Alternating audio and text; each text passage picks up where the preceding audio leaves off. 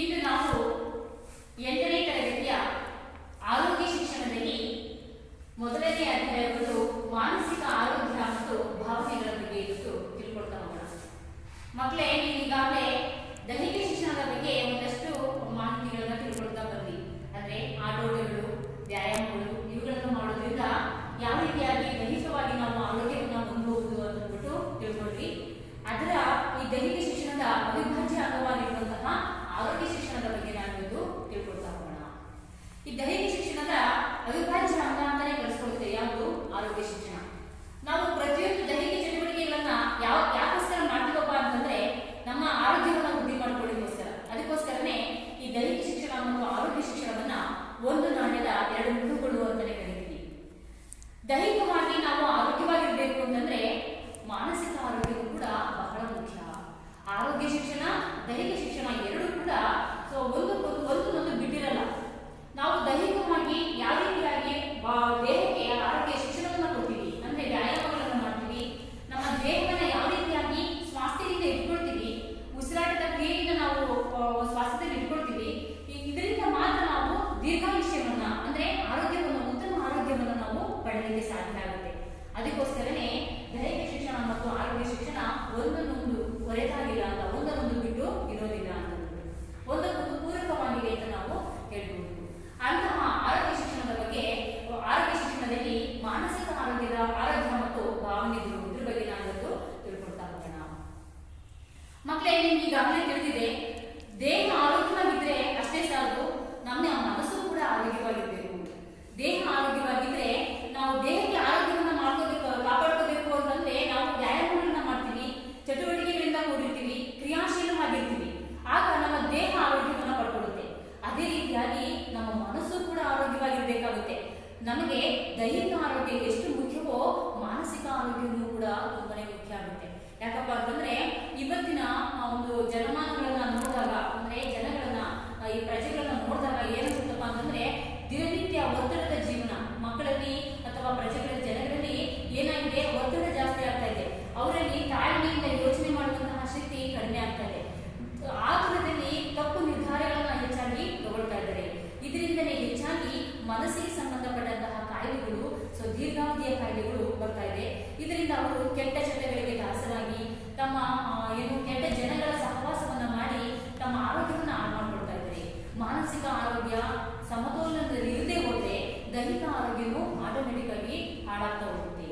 ನಾವು ಎಷ್ಟೇ ದೇಹಕ್ಕೆ ಎಕ್ಸರ್ಸೈಸ್ಗಳನ್ನ, ವ್ಯಾಯಾಮಗಳನ್ನ ಮಾಡಿಕೊಂಡ್ರು ಕೂಡ ಮನಸ್ಸನ್ನು ಕೂಡ ನಾವು ಆರೋಗ್ಯ ಇಟ್ಕೊಳ್ಬೇಕಾಗಿದ್ದು ಇವತ್ತಿನ ದಿನಗಳಲ್ಲಿ ಬಹಳ ಮುಖ್ಯವಾಗಿದೆ. ಯಾಕಪ್ಪ ಅಂತಂದ್ರೆ ಮನಸ್ಸು ಸ್ವಾಸ್ಥ್ಯದಲ್ಲಿದ್ದರೆ ಮಾತ್ರ ದೇಹವೂ ಕೂಡ ಆರೋಗ್ಯವಾಗಿರಲಿಕ್ಕೆ ಸಾಧ್ಯ. ಈ ಒಂದು ಮಾನಸಿಕ ಆರೋಗ್ಯವನ್ನು ನಾವು ಹೇಗೆ ಕಾಪಾಡಿಕೊಳ್ಳೋದು, ಈ ಒಂದು ಪಾಠದಲ್ಲಿ ನಾವು ಒಂದಷ್ಟು ಅಂಶಗಳ ಬಗ್ಗೆ ತಿಳ್ಕೊಳ್ತಾ ಹೋಗೋಣ. ಈ ಮಾನಸಿಕ ಆರೋಗ್ಯ ಮತ್ತು ಭಾವನೆಗಳಲ್ಲಿ ಈ ಒಂದು 3 ವಿಷಯಗಳ ಬಗ್ಗೆ ನಾವು ಅಧ್ಯಯನ ಮಾಡ್ತೀವಿ. ಮಾನಸಿಕ ಆರೋಗ್ಯದ ಅರ್ಥ ಮತ್ತು ಭಾವನೆ. ಮಾನಸಿಕ ಆರೋಗ್ಯದ ಅರ್ಥ ಮತ್ತು ಭಾವನೆ, ಸಕಾರಾತ್ಮಕ ಹಾಗೂ ನಕಾರಾತ್ಮಕ ಭಾವನೆಗಳ ಅರಿವು. ನೆಕ್ಸ್ಟ್ ಸಮತೋಲನಾತ್ಮಕ ಭಾವನೆಗಳ ಅರಿವು. ಇಲ್ಲಿ ಸಕಾರಾತ್ಮಕ ಮತ್ತು ನಕಾರಾತ್ಮಕ ಭಾವನೆಗಳ ಅರಿವು ಅಂದ್ರೆ ಪಾಸಿಟಿವ್ ಥಿಂಕಿಂಗ್, ನೆಗೆಟಿವ್ ಥಿಂಕಿಂಗ್, ಇವುಗಳಿಂದಲೇ ಮನಸ್ಸು ಆರೋಗ್ಯವನ್ನ ಕಳ್ಕೊಳ್ಳೋದು ಮತ್ತು ಆರೋಗ್ಯವನ್ನ ಪಡ್ಕೊಳ್ಳೋದು. ಹಾಗಾಗಿ ಎಂತಹ ಆಲೋಚನೆಗಳನ್ನ ಮಾಡಬೇಕು ಅನ್ನೋದ್ರ ಬಗ್ಗೆ ಕೂಡ ಈ ಒಂದು ಪಾಠದಲ್ಲಿ ನಾವು ತಿಳ್ಕೊಳ್ತಾ ಹೋಗೋಣ. ಅದೇ ರೀತಿಯಾಗಿ ಸಮತೋಲನಾತ್ಮಕ ಭಾವನೆಗಳ ಅರಿವು. ಸಮತೋಲನೆ ಅಂದ್ರೆ ಎರಡನ್ನೂ ಕೂಡ ಒಂದೇ ರೀತಿಯಾಗಿ ಸಮತೋಲನವನ್ನ ಮಾಡ್ಕೊಳ್ತಾ ಹೋಗದೆ ನಿಜವಾದ ಆರೋಗ್ಯ ಶಿಕ್ಷಣ ಅಂತ ನಾವು ಹೇಳ್ಬೋದು, ಮಾನಸಿಕ ಆರೋಗ್ಯ ಅಂತ ನಾವು ಹೇಳ್ಬೋದು.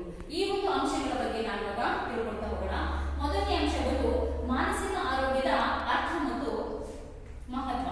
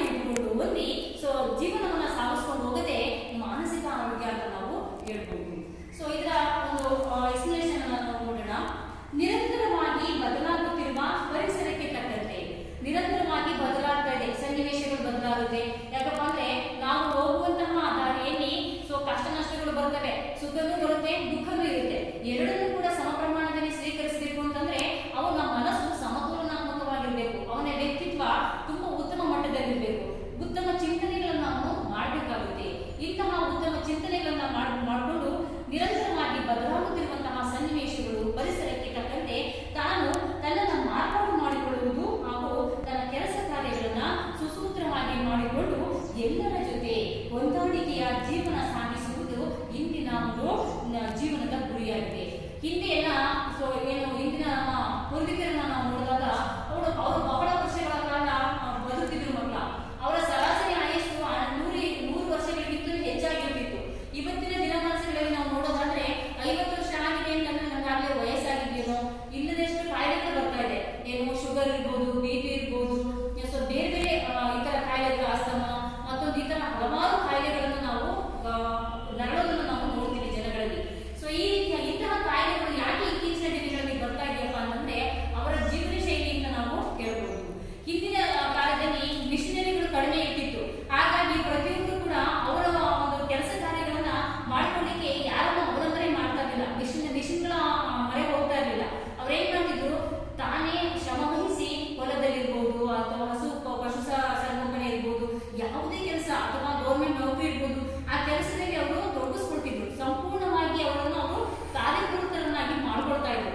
ಇದರಿಂದ ಅವರಿಗೆ ಬೇರೆ ವಿಚಾರಗಳು ಅಂದ್ರೆ ಬೇಡದ ಕೆಲಸಕ್ಕೆ ಬಾರದಂತಹ ವಿಚಾರಗಳ ಬಗ್ಗೆ ಯೋಚನೆ ಮಾಡಲಿಕ್ಕೆ ಅವಕಾಶನೇ ಇರ್ತಿರ್ಲಿಲ್ಲ. ಸೊ ಅವ್ರ ಕೆಲಸದಲ್ಲೇ ಮಗ್ನರಾಗಿರ್ತಿದ್ರು. ಹಾಗಾಗಿ ಅವರಿಗೆ ಆ ಕೆಲಸಗಳನ್ನ ಸುಸೂತ್ರವಾಗಿ ಮಾಡ್ಕೊಂಡು ಹೋಗೋದ್ರಲ್ಲಿ ಸಮಯ ಹೋಗೋದ್ರಿಂದ ಅವರ ಮಾನಸಿಕ ಆರೋಗ್ಯ ಚೆನ್ನಾಗಿರ್ತಿತ್ತು. ಹಾಗಾಗಿ ಅವರು ಹೆಚ್ಚು ವರ್ಷಗಳ ಕಾಲ ಬದುಕ್ತಾ ಇದ್ರು. ಆದ್ರೆ ಇತ್ತೀಚಿನ ದಿನಗಳಲ್ಲಿ ಏನಾಗಿದೆಯಪ್ಪ ಅಂತಂದ್ರೆ ಈ ಮೆಷಿನ್ಗಳ ಒಂದು ಹಾವಳಿ, ಅಂದ್ರೆ ಪ್ರತಿಯೊಂದು ಕೆಲಸ ಕಾರ್ಯಗಳನ್ನ ಸೊ ಏನಾಗ್ತಿದೆ, ಈ ಒಂದು ಮೆಷಿನರಿಗಳು ಮನುಷ್ಯರಿಗೆ ಸರಳ ಮಾಡ್ಕೊಡ್ತಾ ಇದೆ. ಹಾಗಾಗಿ ಅವರ ಕೆಲಸದ ಭಾರವನ್ನ ಅವುಗಳು ಈಸಿಯಾಗಿ ಮಾಡ್ಕೊಳ್ಳೋದ್ರಿಂದ ಇವರಿಗೆ ಸಮಯ ಬಹಳಷ್ಟು ಮಿಗ್ತಾ ಇದೆ. ಈ ಒಂದು ಸಮಯವನ್ನ ಅವರು ಸದುಪಯೋಗ ಮಾಡ್ಕೊಡದೆ ಸೊ ಬೇರೆ ಕೆಟ್ಟ ಕಾಲಹರಣವನ್ನ ಮಾಡ್ಕೊಳ್ತಾ, ಕೆಟ್ಟ ಜನರ ಸಹವಾಸವನ್ನ ಮಾಡ್ತಾ, ದುಶ್ಚಟಗಳಿಗೆ ದಾಸರಾಗಿ ತಮ್ಮ ವ್ಯಕ್ತಿತ್ವವನ್ನ, ತಮ್ಮ ಮನಸ್ಸಿನ ಆರೋಗ್ಯವನ್ನ ಹಾಳು ಮಾಡ್ಕೊಳ್ತಾ ಇದ್ದಾರೆ. ಸೊ ಏನು ಎಲ್ಲದಕ್ಕೂ ಕೂಡ ಜಗಳ, ಸೊ ಅಕ್ಕಪಕ್ಕದ ಮನೆಗಳಿಗೆ ಹೋಗೋದು, ಸುಮ್ಮನೆ ಮಾತಾಡ್ಕೊಂಡು ಕೂತ್ಕೊಳ್ಳೋದು, ಕಾಲಹರಣ ಮಾಡೋದು, ಇದರಿಂದ ಜಗಳವನ್ನ ತಂದ್ಕೊಳ್ಳೋದು, ಸಂಬಂಧಗಳನ್ನ ಹಾಳು ಮಾಡ್ಕೊಳ್ಳೋದು, ಈ ರೀತಿಯಾಗಿ ಮಾಡ್ಕೊಳ್ತಿರುವಂತಹ ಜನಗಳು ಹೆಚ್ಚಾಗಿರೋದ್ರಿಂದ ಅವರ ಮಾನಸಿಕ ಆರೋಗ್ಯ ಕಡಿಮೆ ಆಗ್ತಿದೆ ಅಂತ ನಾವು ಹೇಳ್ಬೋದು. ಅದಕ್ಕೋಸ್ಕರ ಈ ಇಂದಿನ ಜನಗಳು ಸೊ ಅವ್ರು ಯಾವ ರೀತಿಯಾಗಿ ಲೈಫ್ ಸ್ಟೈಲ್ ಮಾಡ್ತಿದ್ರು ಅಂದ್ರೆ ಜೀವನವನ್ನ ಸಗಿಸ್ತಿದ್ರು ಅಂತ ನಾವು ನೋಡೋದಾದ್ರೆ ಅವರು ಬಹಳಷ್ಟು ತಾಳ್ಮೆಯಿಂದ ಇರ್ತಿದ್ರು. ಅಂದ್ರೆ ಸಹನಾಮಯಿಗಳಾಗ್ತಿದ್ರು. ತುಂಬು ಕುಟುಂಬ ಇರ್ತಿತ್ತು. ಅಜ್ಜಿದಿರು ಅವ್ರಿಗೆಲ್ಲ ಸಂಸ್ಕಾರ ಬಹಳನೇ ಇರ್ತಿತ್ತು. ಅವರು ಮಕ್ಕಳಿಗೆ ಮೊಮ್ಮಕ್ಕಳಿಗೆ ಸಂಸ್ಕಾರವನ್ನು ಕೊಟ್ಟು ಬೆಳೆಸ್ತಿದ್ರು. ಯಾವ ರೀತಿಯಾಗಿ ಗೌರವ ಕೊಡಬೇಕು, ಎಂತಹ ಜನರ ಸಹವಾಸವನ್ನ ಮಾಡಬೇಕು, ಇದನ್ನೆಲ್ಲದ್ರ ಬಗ್ಗೆ ಅವರು ತಿಳಿ ಹೇಳ್ತಿದ್ರು ಸಾಕಷ್ಟು. ಹಾಗಾಗಿ ಸೊ ಇಂದಿನ ಜನಗಳು ತುಂಬಾ ಸಂಸ್ಕಾರಯುತರಾಗಿರ್ತಿದ್ರು. ಸೊ ಉತ್ತಮ ಜೀವನವನ್ನು ನಡೆಸ್ತಿದ್ರು. ಜೊತೆಗೆ ಅವರು ಕಷ್ಟ ನಷ್ಟಗಳಿಗೆ ಸ್ಪಂದಿಸಿದ್ರು. ಒಬ್ಬರ ಕಷ್ಟ ಅಂದ್ರೆ ಮತ್ತೊಬ್ಬರು ಸ್ಪಂದನೆ ಮಾಡುವಂತಹ ಒಂದು ಗುಣವನ್ನು ಅವರು ಬೆಳೆಸ್ಕೊಂಡಿದ್ರು. ಆದ್ರೆ ಇತ್ತೀಚಿನ ದಿನಗಳಲ್ಲಿ ಸ್ವಾರ್ಥದ ಬದುಕು ಹೆಚ್ಚಾಗಿದೆ. ಸೊ ಮತ್ತಾಗಿ ಏನು ಮನಸ್ತಾಪಗಳು ಹೆಚ್ಚಾಗಿದೆ. ಸಂಬಂಧಗಳಿಗೆ ಬೆಲೆ ಇರೋದಿಲ್ಲ.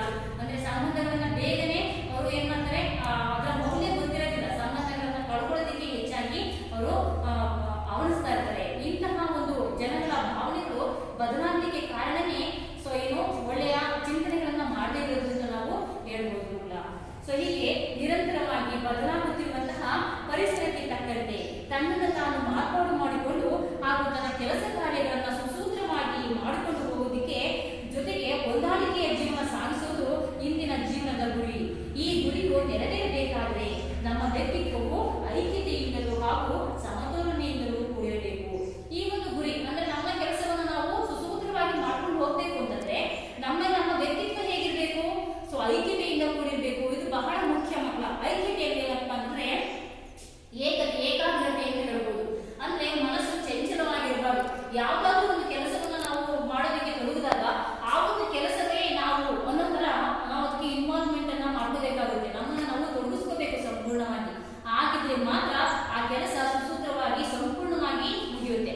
ಸೊ ಅಂತಹ ಒಂದು ನಮ್ಮನ್ನು ನಾವು ಸಂಪೂರ್ಣವಾಗಿ ತೊಡಗಿಸಿಕೊಳ್ಳುವಂತಹ ಭಾವ ಸೊ ನಮ್ಮಲ್ಲಿ ಬರಬೇಕು. ಹೀಗೆ ಸೊ ತಮ್ಮನ್ನ ತಾವು ಐಕ್ಯತೆಯಿಂದಲೂ ಮತ್ತು ಸಮತೋಲನೆಯಿಂದಲೂ ಕೂಡಿರಬೇಕು ನಮ್ಮ ಕೆಲಸಗಳು ಅಂತ ಹೇಳ್ತಾರೆ. ಅಂದ್ರೆ ಸೊ ನಮ್ಮ ಏನೇ ಕಷ್ಟ ನಷ್ಟಗಳು ಬಂದರೂ ಕೂಡ ಸೊ ಮನಸ್ಸನ್ನ ಅರಿಬಿಡದೆ, ಮನಸ್ಸನ್ನ ಗೊಂದಲ ಮಾಡ್ಕೊಳ್ದೆ ಸಮತೋಲನದಲ್ಲಿ ಇಟ್ಕೊಂಡು ಆ ಕೆಲಸ ಕಾರ್ಯಗಳನ್ನ ಮಾಡ್ಬೇಕಾಗಿರೋದು ಇವತ್ತು ನಮ್ಮ ಜೀವನದ ಗುರಿ ಅಂತ ನಾವು ಹೇಳ್ಬೋದು. ಪ್ರತಿಯೊಬ್ಬ ವ್ಯಕ್ತಿಯೂ ಸಹ ತನ್ನ ಜೀವನದ ಮಾರ್ಗದಲ್ಲಿ ಬರುವ ಜಟಿಲತೆಗೆ ಪರಿಹಾರವನ್ನು ಕಂಡುಹಿಡಿಯಲು ಪ್ರಯತ್ನಿಸುತ್ತಾನೆ. ಪ್ರತಿಯೊಬ್ಬರ ಜೀವನವೂ ಕೂಡ ಎಲ್ಲರ ಜೀವನ ಹೂವಿನ ಹಾಸಿಗೆಯಾಗಿರುವುದಿಲ್ಲ. ಯಾಕಪ್ಪ ಅಂತಂದ್ರೆ ನಾವು ಒಂದು ಉತ್ತಮ ಮಟ್ಟಕ್ಕೆ ಹೋಗ್ಬೇಕು ಅಂತಂದ್ರೆ ಆ ಒಂದು ದಾರಿಯಲ್ಲಿ ಬರುವಂತಹ ಎಲ್ಲಾ ಕಷ್ಟಗಳು, ಜಟಿಲತೆಗಳು ಅಂತಂದ್ರೆ ಏನು ಕಷ್ಟಗಳು, ಈ ಕಷ್ಟಗಳನ್ನ ನಿಭಾಯಿಸುವಂತಹ ಶಕ್ತಿ ಅವನಲ್ಲಿ ಬರಬೇಕು. ಕಷ್ಟಗಳು ಬರಬೇಕು ಜೀವನದಲ್ಲಿ. ಆಗಿದ್ರೆ ಮಾತ್ರ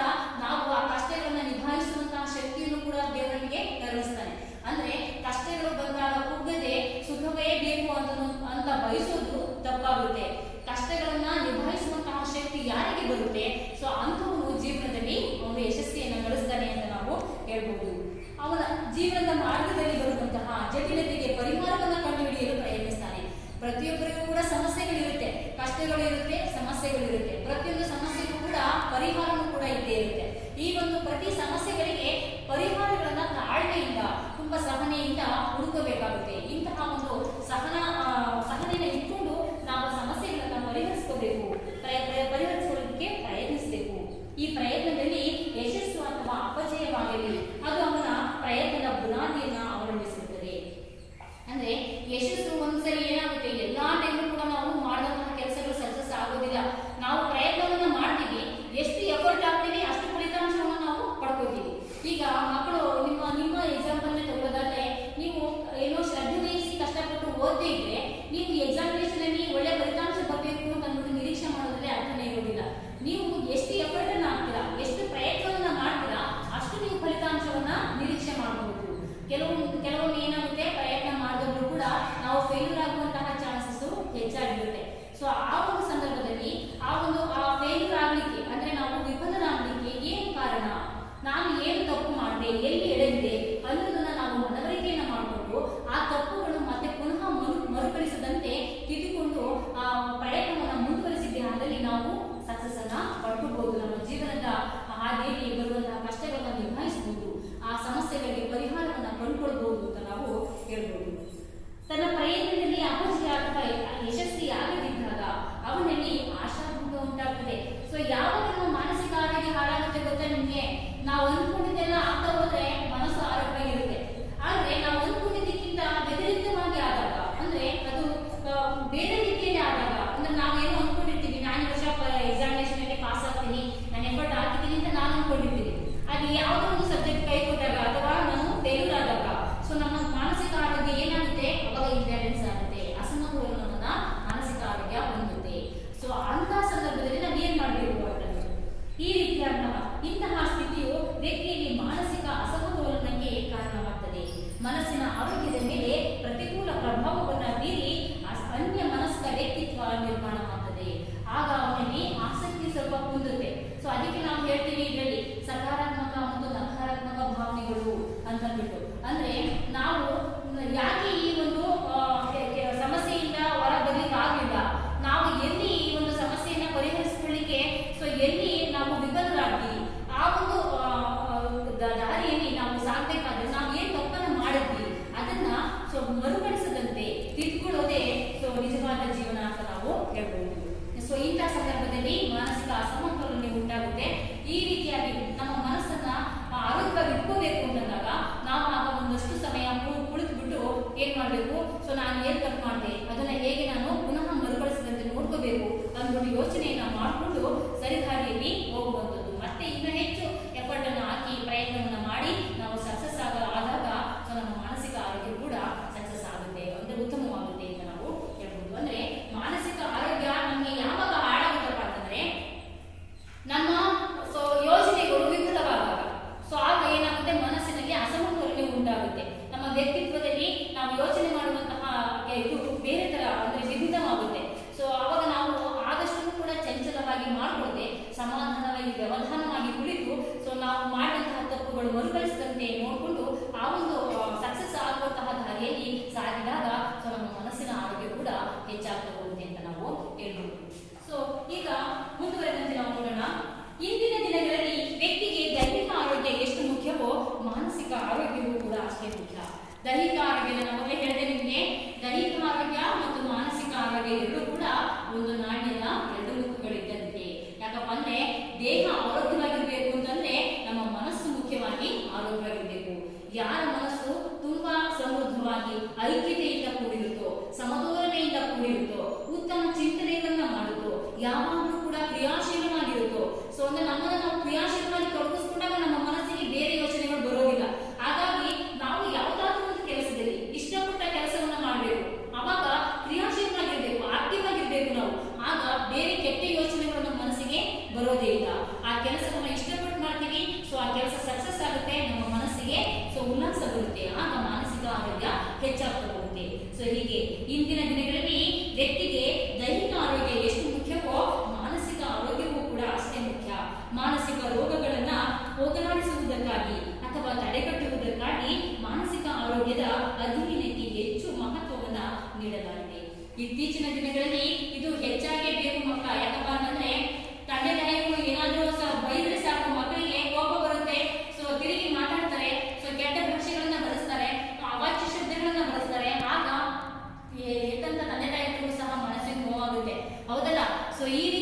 ಇಂತಹ ವಿಕಲ್ಪ ಬುದ್ಧಿಗಳನ್ನ ಸೊ ನಾವು ಹೊಂದಬಾರ್ದು ಅಂತಂದ್ರೆ ನಮ್ಮಲ್ಲಿ ಬಹಳಷ್ಟು ವ್ಯವಧಾನ ಅಂದ್ರೆ ಐಕ್ಯತೆಯ ಮನಸ್ಸು ಹೆಚ್ಚಾಗಿ ಬೇಕಾಗುತ್ತೆ. ಸೊ ಇದನ್ನು ನಾವು ಹೊಂದಬೇಕು ಅಂತಂದ್ರೆ ನಾವು ಜನರಲ್ಲಿ ಸಹವಾಸವನ್ನ ಮಾಡಬೇಕು. ಸೊ ಉತ್ತಮ ಆಲೋಚನೆಗಳನ್ನ ಮಾಡಬೇಕು, ಉತ್ತಮ ಸಂಸ್ಕಾರಗಳನ್ನ ನಾವು ಬೆಳೆಸ್ಕೊಂತ ಹೋಗ್ಬೇಕು. ಸೊ ಉತ್ತಮ ಒಳ್ಳೊಳ್ಳೆಯ ಪುಸ್ತಕಗಳನ್ನ ನಾವು ಓದುವುದನ್ನ ಅಭ್ಯಾಸ ಮಾಡ್ಕೋಬೇಕು. ಆಗ ಸೊ ನಮ್ಮ ಮನಸ್ಸು ಯಾವಾಗಲೂ ಕೂಡ ಕ್ರಿಯಾಶೀಲವಾಗಿರುತ್ತೆ, ಕೆಟ್ಟ ಯೋಚನೆಗಳಿಗೆ ಸೊ ಜಾಗವೇ ಇರೋದಿಲ್ಲ. ಸೊ ಇಂತಹ ಒಂದು ಅಭ್ಯಾಸವನ್ನು ನಾವು ಬೆಳೆಸ್ಕೊಂತ ಹೋಗ್ಬೇಕು ಅಂತ ನಾವು ಹೇಳ್ಬೋದು. ಇದರಿಂದ ಮಾತ್ರ ನಾವು ಮಾನಸಿಕ ಅಸಮತೋಲನೆಯನ್ನು ತಡೆಗಟ್ಟಲಿಕ್ಕೆ ಸಾಧ್ಯ. ಸೊ ನೆಕ್ಸ್ಟ್ ಮಾನಸಿಕ ಆರೋಗ್ಯದ ಅರ್ಥ ಅಂತ ಅರ್ಥವನ್ನು ನಾವು ಈ ಮಾನಸಿಕ ಆರೋಗ್ಯದ ಅರ್ಥ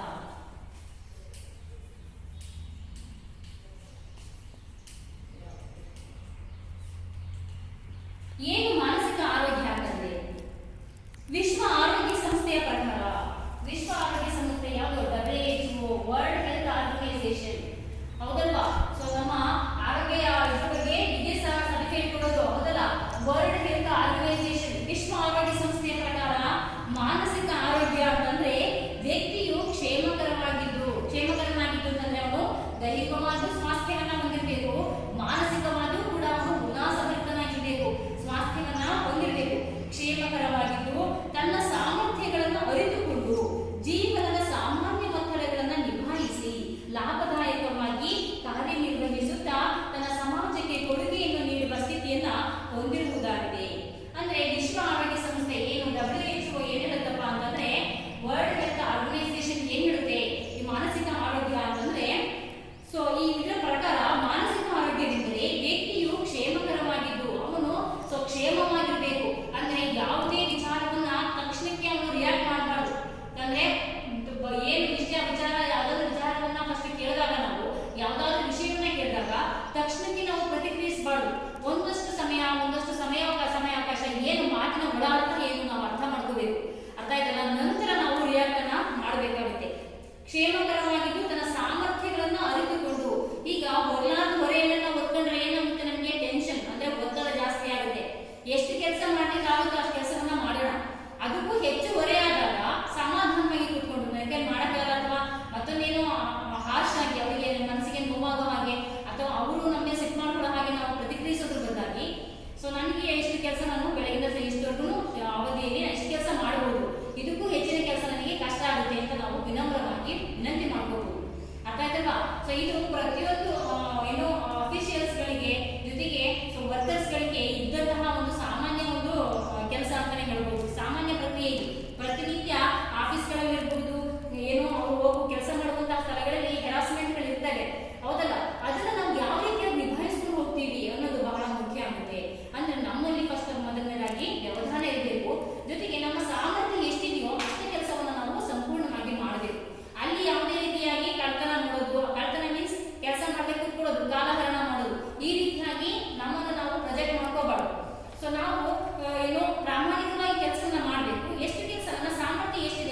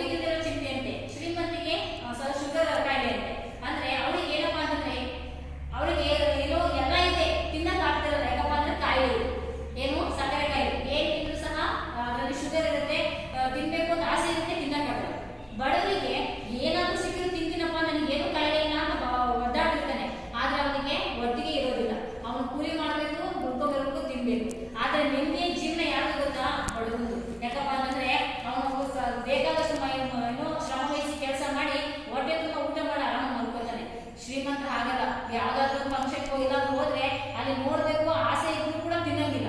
ತಿಂದ ತಕ್ಷಣ ನಾವು ಏನ್ ಮಾಡ್ಬೇಕು, ಒಂದಷ್ಟು ಗುಳಿಗೆಗಳನ್ನು ತಗೋಬೇಕು, ಮೆಡಿಸಿನ್ ತಗೋಬೇಕು, ಮತ್ತೆ ಶುಗರ್ ಲೆವೆಲ್ ಜಾಸ್ತಿ ಆಗುತ್ತೆ, BP ಜಾಸ್ತಿ ಆಗಿರುತ್ತೆ, ಹಾಸ್ಪಿಟಲ್ ಹೋಗ್ಬೇಕು, ಮತ್ತೆ ಒತ್ತಡ ಶುರು ಆಗುತ್ತೆ. ಹೌದಲ್ಲ, ಯಾವಾಗ ಬೇಕಾದ್ರೂ ಕಾಯಿಲೆಗಳು ಬರ್ಬೋದು, ನಾನು ಯಾವಾಗ ಬೇಕಾದ್ರೂ ಹೋಗ್ಬೋದು ಅಂತ ಅಂದ್ಬಿಟ್ಟು ಅವನಲ್ಲಿ ಅವಾಗ ಮನಸ್ಸು ಹಾಳಾಗ್ತಾನೆ ಇರುತ್ತೆ. ಸೊ ಈ ರೀತಿಯಾಗಿ ಭಯದಲ್ಲೇ ಬರುತ್ತಾರೆ. ಸೊ ಇಲ್ಲಿ ನೆಮ್ಮದಿಯ ಜೀವನ ಯಾಕಾದ್ರೆ ಕಾಯಿಲೆ ಇದ್ದಂತ ನಿರೋಗಿಯಾಗಿ ಆಗಿರ್ತಾನೆ ಯಾರಿರ್ತಾನೆ ಅವನು ನೆಮ್ಮದಿಯಾದಂತಹ ಜೀವನವನ್ನು ಸಾಗಿಸ್ತಾನೆ. ನಮ್ಮ ಮಾನಸಿಕ ಆರೋಗ್ಯದ ಮಹತ್ವದು ಅದೇನೆ. ಏನಪ್ಪಾ ಅಂದ್ರೆ ದೀರ್ಘಾಯುಷ್ಯವನ್ನ ಪಡೆಯೋದು.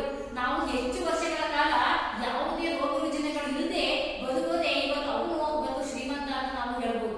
ಹಣ ಇದ್ದವನು ಶ್ರೀಮಂತ ಅಲ್ಲ, ಉತ್ತಮ ಆರೋಗ್ಯವನ್ನ ಹೊಂದಿರುವಂತವನು. ಉಳಿದಾಗಿನ ಸಾಯೋವರೆಗೂ ಯಾವುದೇ ರೀತಿ ಕಾಯಿಲೆಗಳು, ಯಾವುದು ಈ ಇತ್ತೀಚಿನ ಶ್ರೀಮಂತ ಕಾಯಿಲೆಗಳಿದಾವಲ್ಲ, ಶುಗರು, BP, ಹಾರ್ಟ್ ಅಟ್ಯಾಕ್, ಹೌದಲ್ಲ, ಸೊ ಏನು ಅಸ್ತಮ, ಈ ತರ ಕಾಯಿಲೆಗಳು ಏನಿದಾವೆ ಇವುಗಳು ಬರ್ದೆ ಲೈಫ್ ಸ್ಟೈಲ್ ತುಂಬಾ ಚೆನ್ನಾಗಿರೋದು. ಏನ್ ತಿಂದ್ರು ಏನ್ ಮಾಡಬಾರ್ದು, ತಿನ್ಬೇಕು, ಕೆಲಸ ಮಾಡ್ಬೇಕು, ಈ ರೀತಿಯಾದಂತಹ ಆರೋಗ್ಯದನ್ನ ಯಾರು ಹೊಂದಿರ್ತಾನೆ ಅವನು ಇವತ್ತು ನಿಜವಾದ ಶ್ರೀಮಂತ ಅಂತ ನಾವು ಹೇಳ್ಬೋದು. ಈ ಮಾನಸಿಕ ಆರೋಗ್ಯದ ಅರ್ಥವನ್ನು ನಾವು ನೋಡೋಣ. ಆನೆ ಇದೆಯಲ್ವಾ, ಇದಕ್ಕೆ ಇದು ಹೆಚ್ಚು ವರ್ಷ ಬದುಕುತ್ತೆ, ಇದಕ್ಕೆ ದೀರ್ಘಾಯುಷ್ಯ ಜಾಸ್ತಿ ಇರುತ್ತೆ. ಕಾರಣ ಏನಪ್ಪಾ ಅಂತಂದ್ರೆ ಅದು ಬಹಳ ನಿಧಾನವಾಗಿ ಉಸಿರಾಟ ಮಾಡುತ್ತಂತೆ. ಅದಕ್ಕೋಸ್ಕರ ಆ ಒಂದು ಆನೆಯ ಎಕ್ಸಾಂಪಲ್ ಅನ್ನ ಕೊಡ್ತಾರೆ ದೀರ್ಘಾಯುಷ್ಯಕ್ಕೆ. ಅಂದ್ರೆ ಆನೆ ನಿಧಾನವಾಗಿ ಉಸಿರಾಡುತ್ತೆ ಅಂದ್ರೆ ಅದು ಸಮಾಧಾನವಾಗಿ ಇರುತ್ತೆ ಅಂತ.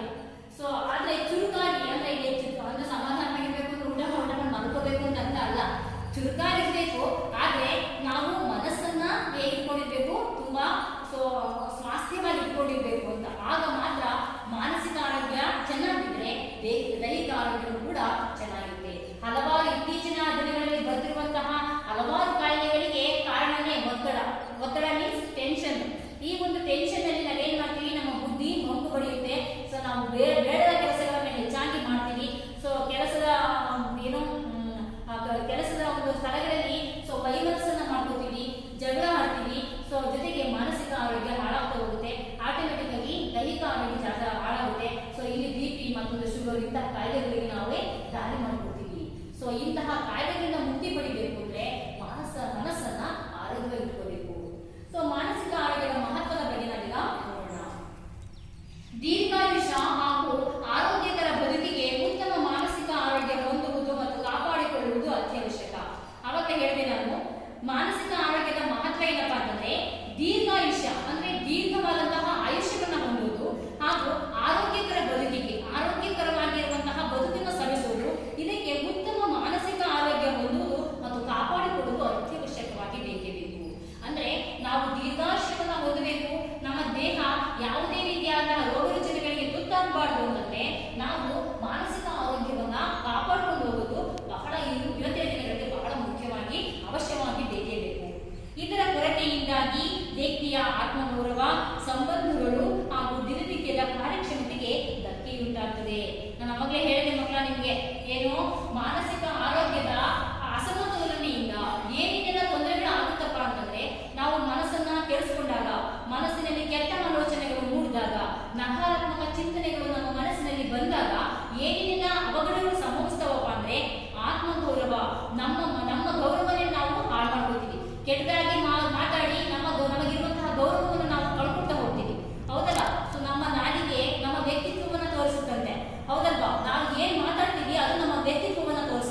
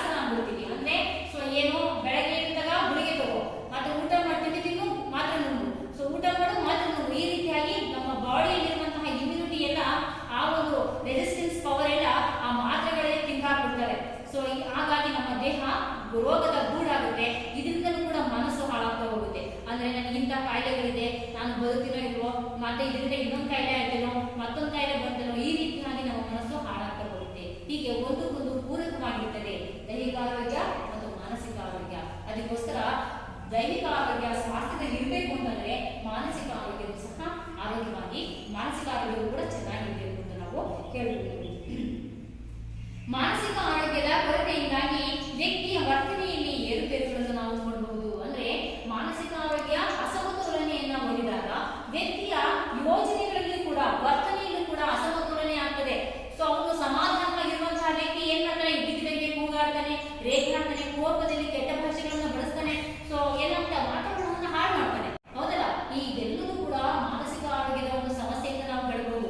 ಅಂದ್ರೆ ಮಾನಸಿಕ ಆರೋಗ್ಯದ ಕೊರತೆ ಉಂಟಾದಾಗ ವ್ಯಕ್ತಿಯ ವರ್ತನೆಯಲ್ಲಿ ಏರುಪೇರುಗಳನ್ನು ನಾವು ಗಮನಿಸ್ತೇವೆ. ಮಾದಕ ವಸ್ತುಗಳ ಸೇವನೆ ದಾಸನಾಗ್ಬಿಡ್ತಾನೆ.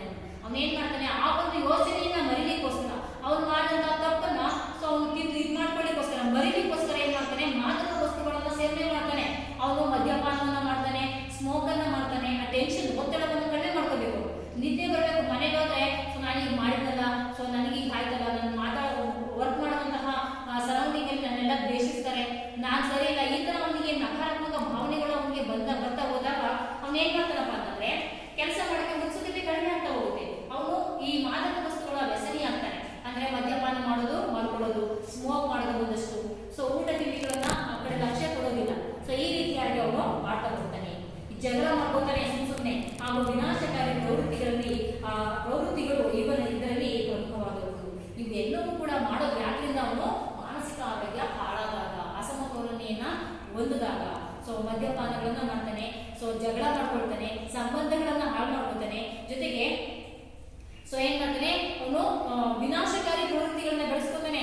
ಅಂದ್ರೆ ಸೊ ಸಮಾಜಘಾತಕ ಕೆಲಸಗಳನ್ನ ಮಾಡ್ಲಿಕ್ಕೆ ಅವನು ಸೊ ಉತ್ಸುಕನಾಗ್ತಾನೆ. ಈ ರೀತಿಯಾಗಿ ಅವನು ಮನಸ್ಸು ಹಾಳಾದಾಗ ಇಂತಹ ಕೃತ್ಯಗಳನ್ನು ಅವನು ಮಾಡ್ತಾನೆ. ಸೊ ಇದನ್ನ ಮಾನಸಿಕ ಆರೋಗ್ಯವನ್ನು ಉತ್ತಮಪಡಿಸ್ಕೋಬೇಕು ಅಂದ್ರೆ ಅವನು ಏನೇನೆಲ್ಲ ಮಾಡಬೇಕು ಅಂತ ನಾವು ನೋಡೋದಾದ್ರೆ, ಮೊದಲನೇ ಒಂದು ಪಾಯಿಂಟ್ ಇದೆ, ಉತ್ತಮ ಮಾನಸಿಕ ಆರೋಗ್ಯದಿಂದ ಸ್ವತಂತ್ರವಾಗಿ ಕಾರ್ಯನಿರ್ವಹಿಸಬಹುದೆಂಬ ಆತ್ಮವಿಶ್ವಾಸ ಹೆಚ್ಚುತ್ತದೆ. ಅಂದ್ರೆ ನಾವು ಉತ್ತಮವಾದಂತಹ ಮಾನಸಿಕ ಆರೋಗ್ಯವನ್ನ ಹೊಂದೋದ್ರಿಂದ ನಮಗೆ ಏನಾಗುತ್ತೆ, ಸ್ವತಂತ್ರವಾಗಿ ಕಾರ್ಯನಿರ್ವಹಿಸಬಹುದು. ನನಗೆ ಯಾರ ಸಹಾಯವೂ ಕೂಡ ಬೇಕಾಗಲ್ಲ. ನನಗೆ ಕಾನ್ಫಿಡೆಂಟ್ ಇದೆ, ನಾನು ಆ ಕೆಲಸವನ್ನ ನಿಭಾಯಿಸ್ತೀನಿ, ಆ ಕೆಲಸಕ್ಕೆ ಯಾವುದೇ ರೀತಿ ಲೋಪ ಬರ್ದಿರೋ ಹಾಗೆ ನಾನು ಮಾಡ್ತೀನಿ ಅನ್ನುವಂತಹ ಕಾನ್ಫಿಡೆಂಟ್ ಅವನಲ್ಲಿದ್ದಾಗ ಅವನು ಸ್ವತಂತ್ರವಾಗಿ ಕಾರ್ಯನಿರ್ವಹಿಸ್ತಾನೆ. ಯಾರ ಸಹಾಯವೂ ಅವನಿಗೆ ಬೇಕಾಗಲ್ಲ. ಆತ್ಮವಿಶ್ವಾಸ ಹೆಚ್ಚಾಗುತ್ತೆ ಅವನಿಗೆ. ನನಗೆ ಸದೃಢವಾದಂತಹ ಒಂದು ಕಾನ್ಫಿಡೆಂಟ್ ಬಿಲ್ಡಪ್ ಆಗ್ತಾ ಹೋಗುತ್ತೆ. ಅಂದ್ರೆ ಸೊ ನಾನು ಈ ಕೆಲಸವನ್ನ ಕರೆಕ್ಟ್ ಆಗಿ ಮಾಡ್ತೀನಿ, ಇದರಿಂದ ನಾನು ಒಳ್ಳೆ ಪ್ರಶಂಸೆಯನ್ನ ಪಡ್ಕೊಳ್ತೀನಿ ಅನ್ನುವಂತಹ ಕಾನ್ಫಿಡೆಂಟ್ ಬಿಲ್ಡಪ್ ಆಗ್ತಾ ಹೋಗುತ್ತೆ. ಆ ಕೆಲಸವನ್ನು ಸ್ವತಂತ್ರವಾಗಿ ಒಬ್ಬನೇ ನಿರ್ವಹಿಸ್ತಾನೆ. ಮಾನಸಿಕ ಆರೋಗ್ಯ ಹೆಚ್ಚಾದಾಗ ಏನೆಲ್ಲ ಉಪಯೋಗಗಳಾಗುತ್ತೆ ಅಂತ ನಾವು ನೋಡೋದೀಗ. ಬದಲಾದ ಸನ್ನಿವೇಶಗಳಿಗೆ ತಕ್ಕಂತೆ ಹೊಂದಾಣಿಕೆ ಮಾಡಿಕೊಳ್ಳುವ ಸಾಮರ್ಥ್ಯ ಅಭಿವೃದ್ಧಿ ಆಗ್ತದೆ. ಬದಲಾದಂತಹ ಸನ್ನಿವೇಶಗಳು ಒಂದೇ ತರ ಇರಲ್ಲ. ಕೆಲವೊಂದ್ಸರಿ ಸನ್ನಿವೇಶಗಳು ಕೆಟ್ಟದಾಗೂ ಇರ್ತವೆ, ಕೆಲವೊಂದ್ಸರಿ ತುಂಬಾ ನಮಗೆ ಲಾಭದಾಯಕವಾಗಿರುವಂತಹ ಸನ್ನಿವೇಶಗಳು ಇರ್ತವೆ. ಆ ಸಂದರ್ಭದಲ್ಲಿ ನಾವು ಆ ಸನ್ನಿವೇಶಗಳನ್ನು ಯಾವ ರೀತಿ ನಿಭಾಯಿಸಬೇಕು ಅನ್ನೋದು, ಸನ್ನಿವೇಶಗಳಿಗೆ ತಕ್ಕಂತೆ ಹೊಂದಾಣಿಕೆ ಮಾಡಿಕೊಳ್ಳುವ ಸಾಮರ್ಥ್ಯ ಅಭಿವೃದ್ಧಿ ಆಗ್ತಾ ಹೋಗುತ್ತೆ. ಅವನು ಒಳ್ಳೆಯ ಆಲೋಚನೆಗಳನ್ನ ಮಾಡ್ತಾ ತನ್ನಗೆ ಈ ಒಂದು ಎಂತಹ ಜಟಿಲ ಸಮಸ್ಯೆಗಳಿದ್ರು ಕೂಡ ಅದನ್ನ ಸರಳವಾಗಿ ಅವನು ಅದನ್ನ ಏನ್ ಮಾಡ್ತಾನೆ, ಬಗೆಹರಿಸ್ಕೊಳ್ತಾ ಹೋಗ್ತಾನೆ. ಮನಸ್ಸು ಸಮಾಧಾನವಾಗಿದ್ರೆ ಎಂತ ಜಟಿಲ ಸಮಸ್ಯೆಗಳಿದ್ರು ಕೂಡ ಪ್ರತಿಯೊಂದಕ್ಕೂ ಕೂಡ ಪರಿಹಾರ ಇರುತ್ತೆ. ಅದನ್ನ ಅವನು ಕೂತು ಅದನ್ನ ಒಂದು ಆಲೋಚನೆಯನ್ನ ಮಾಡಿಕೊಂಡು ಆ ಸಮಸ್ಯೆಗಳನ್ನ ಅವನು ಬಗೆಹರಿಸ್ಕೊಳ್ಳೋದಕ್ಕೆ ಏನ್ ಮಾಡ್ತಾನೆ, ಬಗೆಹರಿಸ್ಕೊಳ್ಳೋದಕ್ಕೆ ಮುಂದಾಗ್ತಾನೆ. ನೆಕ್ಸ್ಟ್ ಇನ್ನೊಂದು ಪಾಯಿಂಟ್ ಇದೆ, ಮಾನಸಿಕ ಆರೋಗ್ಯ ಚೆನ್ನಾಗಿರುವುದರಿಂದ ಭಾವನೆಗಳ ಮೇಲೆ ನಿಯಂತ್ರಣ ಹೊಂದಬಹುದು. ಮನುಷ್ಯನಲ್ಲಿ ಸಮಸ್ಯೆಗಳು ಇರ್ತವೆ, ಜೊತೆಗೆ ಭಾವನೆಗಳು ಇರ್ತವೆ. ಅಂದ್ರೆ ಮನುಷ್ಯನೇ ಮುಖ್ಯವಾಗಿ ಭಾವನಾ ಜೀವಿ. ಯಾಕಪ್ಪ ಅಂತಂದ್ರೆ ಅವನಿಗೆ ನೋವಾಗ್ಲಿ, ನಲಿವಾಗ್ಲಿ, ಸುಖ ಬರಲಿ, ದುಃಖ ಇರಲಿ, ಕಷ್ಟ ಬರಲಿ, ಸುಖ ಇರಲಿ, ಅವನು ಏನ್ ಮಾಡ್ತಾನೆ, ಅದನ್ನ ಮುಖದ ಮೂಲಕ, ಮನಸ್ಸಿನ ಮೂಲಕ ಎಕ್ಸ್ಪ್ರೆಸ್ ಮಾಡ್ತಾನೆ, ಹೌದಲ್ಲ? ಈಗ ನಾವು ತುಂಬಾ ಆಕ್ಟಿವ್ ಆಗಿ ಖುಷಿಯಾಗಿದ್ದೀವಿ ಅಂತಂದ್ರೆ ನನ್ನಲ್ಲಿ ಏನಾಗಿದೆ, ಇವತ್ತು ಮನಸ್ಸು ಆರೋಗ್ಯವಾಗಿದೆ ಅಂತ ಅಂದ್ರೆ ಇವತ್ತು ಸೊ ಎಲ್ಲ ಸುಗಮವಾಗಿದೆ, ಕೆಲಸ ಕಾರ್ಯಗಳೆಲ್ಲ ಚೆನ್ನಾಗಿದೆ ಅಂತ ನಾವು ಭಾವಿಸ್ಬೋದು. ಆದ್ರೆ ನಮ್ಮಲ್ಲಿ ಮನಸ್ಸಿನಲ್ಲಿ ದುಃಖ ತುಂಬಿಕೊಂಡಾಗ, ಆವರಿಸಿದಾಗ, ಅಂದ್ರೆ ನಾವು ತುಂಬಾ ಚಿಂತೆಯಲ್ಲಿ ಮುಳುಗಿದಾಗ ಏನಾಗುತ್ತಪ್ಪ ಅಂತಂದ್ರೆ ನಮ್ಮ ಮುಖದಲ್ಲಿ ಅದೇ ಎಕ್ಸ್ಪ್ರೆಷನ್ ಕಾಣ್ತಾ ಇರುತ್ತೆ. ಯಾಕೆ ತುಂಬಾ ಫೀಲಿಂಗ್ ಮಾಡ್ಕೊಂಡಿದ್ಯಾ, ಯಾಕೆ ನಾ ಡಲ್ ಆಗಿದ್ಯಾ ಅಂತ ಕೇಳ್ತಿರ್ತೀವಿ ನಮ್ಮ ಮಕ್ಕಳನ್ನ. ಅಂದ್ರೆ ಮನಸ್ಸಿನಲ್ಲಿ ಯಾವುದೋ ಒಂದು ಕಷ್ಟದ ಒಂದು ಸನ್ನಿವೇಶ ಅವ್ರ ಮನೆಯಲ್ಲಿ ಆಗಿರುತ್ತೆ, ಅಥವಾ ದುಃಖದ ಒಂದು ಸನ್ನಿವೇಶ ನಡೆದಿರುತ್ತೆ. ಸೊ ಈ ರೀತಿಯಾಗಿ ದುಃಖ ತರುವಂತಹ ಸನ್ನಿವೇಶಗಳು, ಈ ರೀತಿಯಾಗಿ ಈ ಭಾವನೆಗಳು ಮನುಷ್ಯನ ಮುಖ್ಯವಾಗಿ ಭಾವನಾ